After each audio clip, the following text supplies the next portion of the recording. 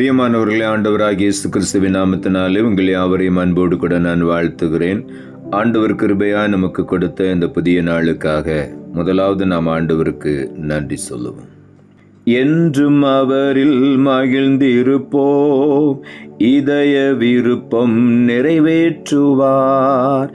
என்றும் அவரில் மகிழ்ந்திருப்போம், இதய விருப்பம் நிறைவேற்றுவார். கர்த்தர் மேல் பாரத்தை வைத்து விடு, கலங்கி தவிக்காதே, அவரே உன்னை ஆதரிப்பார், அதிசயம் செய்வார். இந்த நாளுக்கு அந்த ஆண்டவர் கொடுக்கிற ஒரு வார்த்தை சங்கீதங்களின் புஸ்தகம் 37வது அதிகாரம் 4வது வசனம். சங்கீதம் 37:4. கர்த்தரிடத்தில் மனமகிழ்ச்சியாயிரு, அவர் உன் இருதயத்தின் வேண்டுதல்களை உனக்கு அருளிச் செய்வார். இந்த காலை வேளையில் ஆண்டவருடைய வார்த்தை சொல்லுகிறது, ஆண்டவர் நம்முடைய இருதய விருப்பங்களை, வேண்டுதல்களை நமக்கு அருள் செய்கிற தேவன். நாம் செய்ய வேண்டிய ஒரே ஒரு காரியம், அவருடைய சமூகத்திலே மனமகிழ்ச்சியோடு கடந்து போக வேண்டும். துக்கத்தோடு அல்ல, கவலையோடு அல்ல, பாரத்தோடு அல்ல, மன மகிழ்ச்சியோடு ஆண்டவருடைய சமூகத்தில் போகும் பொழுது நம்முடைய இருதயத்தின் வேண்டுதல்கள் எல்லாவற்றையும் ஆண்டவர் நமக்கு அருளி செய்வார். ஆகவே இந்த காலை வேளையிலே கர்த்தருடைய சமூகத்தில் எப்பொழுதும் மகிழ்ந்து களி கூர்ந்து கொண்டே இருக்க வேண்டும். அதைத்தான் ஆண்டவர் விரும்புகிறார். சங்கீதங்களின் புஸ்தகம் 100வது அதிகாரம் 2வது வசனம் சொல்லுகிறது, மகிழ்ச்சியோட கர்த்தருக்கு ஆராதனை செய்து ஆனந்த சத்தத்தோட அவர் சந்நிதி முன் வாருங்கள். நாம் ஆண்டவருடைய சமூகத்தில் வரும் பொழுது மகிழ்ச்சியோடு ஆண்டவரை நாம் ஆராதிக்க வேண்டும் என்று வேதம் சொல்லுகிறது. மாத்திரமல்ல, ஆனந்த சத்தத்தோட அவருடைய சந்நிதிக்கு முன் வர வேண்டும். ஆடி பாடி மகிழ்ந்து ஆனந்த சத்தத்தோடு ஆண்டவரை துதித்து மகிமைப்படுத்தி தான் அவருடைய சமூகத்தில் வர வேண்டும் என்று ஆண்டவருடைய வார்த்தை சொல்லுகிறது. அதைத்தான் ஆண்டவர் விரும்புகிறார். நாம் எப்பொழுதும் மகிழ்ச்சியாய் இருக்க வேண்டும், சந்தோஷமாய் இருக்க வேண்டும், அவருடைய சமூகத்திலே களி கூர்ந்து துதிக்க வேண்டும் என்று ஆண்டவர் விரும்புகிறார். அப்படி செய்யும் பொழுது நாம் எதை குறித்தும் பாரப்பட வேண்டிய அவசியம் இல்லை. நம்முடைய விருப்பங்கள், வேண்டுதல்கள் எல்லாவற்றையும் ஆண்டவர் நமக்கு அருளி செய்கிற தேவனாயிருக்கிறார். சங்கீதங்களின் புஸ்தகம் 119ஆம் அதிகாரம் 77வது வசனம் சொல்லுகிறது, நான் பிழைத்திருக்கும்படிக்கு உமது இரக்கங்கள் எனக்கு கிடைப்பதாக, உம்முடைய வேதம் என் மனமகிழ்ச்சி. இங்கே தாவீது எழுதுகிறார், நான் பிழைத்திருக்கும்படிக்கு உமது இரக்கங்கள் எனக்கு கிடைப்பதாக என்று. மாத்திரமல்ல, உம்முடைய வேதம் என்னுடைய மனமகிழ்ச்சி என்று சொல்லுகிறார்.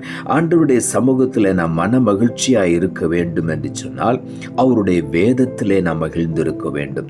அவருடைய வேத வசனத்தை நாம் விரும்ப வேண்டும். அவருடைய வேத வசனத்தை நாம் நேசிக்க வேண்டும். வேதத்தை நேசிக்கிறவர்களுக்கு மிகுந்த சமாதானம் உண்டு என்று ஆண்டவருடைய வார்த்தை சொல்லுகிறது. ஆகவே ஆண்டவருடைய வேதம் நம்முடைய மன மகிழ்ச்சியாய் இருக்க வேண்டும். அப்படி மன மகிழ்ச்சியாய் இருக்கும் பொழுது நம்முடைய இருதயத்தின் வேண்டுதல்களை ஆண்டவர் அருளி செய்வார். எபேசியர் புஸ்தகம் 3ஆம் அதிகாரம் 20வது வசனம் சொல்லுகிறது, நாம் வேண்டிக் கொள்ளுகிறதற்கும் நினைக்கிறதற்கும் மிகவும் அதிகமாய் நமக்குள்ளே கிரியை செய்கிற வல்லமையின்படியே நமக்கு செய்ய வல்லவராகிய அவருக்கு என்று எழுதப்பட்டிருக்கிறது. நாம் வேண்டிக் கொள்ளுவதற்கும் நினைக்கிறதற்கும் மிகவும் அதிகமாய், நாம் வேண்டிக் கொள்ளுவதற்கும் நினைக்கிறதற்கும் அதிகமாகவே நமக்குள்ளே கிரியை செய்கிற தேவன். ஆகவே நாம் மனமகிழ்ச்சியாக இருக்கும் பொழுது நாம் வேண்டிக் கொள்வதற்கு அதிகமாய் நமக்குள்ளே கிரியை செய்ய ஆண்டவர் வல்லமையுள்ளவராயிருக்கிறார். அவர் நமக்கு வல்லமையான காரியங்களை செய்வார், மகிமையான காரியங்களை செய்வார், ஆராய்ந்து முடியாத அதிசயங்களை செய்வார், எண்ணி முடியாத அற்புதங்களை செய்வார். வேண்டிக் கொள்வதற்கும் நினைப்பதற்கும் அதிகமாய், நாம் நினைப்பதற்கும் அதிகமாகவே ஆண்டவர் நமக்கு அருளி செய்கிற தேவன். ஆகவே நாம் தேவ சமூகத்தில் மன மகிழ்ச்சியாய் ஆண்டவரை துதித்து கொண்டே அவருடைய சந்நிதிக்கு முன் வருவோம். நிச்சயமாகவே ஆண்டவர் நம்மை மேன்மைப்படுத்தி ஆசீர்வதிப்பார். தானியேல் தீர்க்கதரிசன புஸ்தகம் 9ஆம் அதிகாரம் 23ஆம் வசனம் சொல்லுகிறது, ஆண்டவர் தானியேலை பார்த்து பார்த்து சொல்லுகிறார், நீ மிகவும் பிரியமானவன், ஆதலால் நீ வேண்டிக் கொள்ள தொடங்கின போதே கட்டளை வெளிப்பட்டது, நான் அதை அறிவிக்க வந்தேன். இப்பொழுதும் சொல்லுகிற வார்த்தையை நீ கவனித்து கேட்டு தரிசனத்தை அறிந்து கொள் என்று ஆண்டவர் தானியேலை பார்த்து பேசுகிறார். அவர் என்ன சொல்லுகிறார்? நீ மிகவும் பிரியமானவன். நாம் ஆண்டவருக்கு பிரியமானவர்களாய் இருக்கும் பொழுது, நாம் வேண்டிக் கொள்ள தொடங்கும் பொழுதே பதில் வந்து விடுகிறது. நாம் அவருக்கு பிரியமாயிருக்கும் பொழுது, எப்பொழுது நாம் ஆண்டவருக்கு பிரியமாயிருக்க முடியும்? அவரை துதித்து மகிமைப்படுத்தி சந்தோஷமாய் களி கூர்ந்து அவருடைய சமூகத்திலே ஆடி பாடிக்கொண்டிருக்கும் பொழுது ஆண்டவர் நம்முடைய இருதயத்தின் வேண்டுதலை நிறைவேற்றுகிறார். மாத்திரமல்ல, நாம் அவருக்கு பிரியமானவர்களாய் இருக்கிறோம். ஆகவே நாம் கேட்பதற்கு முன்பதாகவே கர்த்தர் நமக்கு பதில் கொடுக்கிற தேவன். ஆகவே இந்த காலை வேளையில உற்சாகமாயிருப்போம், மனமகிழ்ச்சியாயிருப்போம், ஆண்டவருடைய சமூகத்தில் சந்தோஷமாய் களி கூறுவோம். நம்முடைய வேண்டுதல்கள் எல்லாவற்றையும் ஆண்டவர் இன்றைக்கு காலை வேளையிலே நிறைவேற்றுவார். நாம் ஜெபிப்போம். அன்புள்ள ஆண்டவரை, கிருபையானி கொடுத்த இந்த புதிய நாளுக்காய் மறுபடியும் எமக்கு நன்றி செலுத்துகிறோம். ஆண்டவர் கொடுத்த ஜீவனுள்ள வார்த்தைக்காக நன்றி. கர்த்தரிடத்தில் மனமகிழ்ச்சியாயிரு, அவர் உன் இருதயத்தின் வேண்டுதல்களை உனக்கு அருள் செய்வார் என்ற வார்த்தையை கொடுத்தேன்.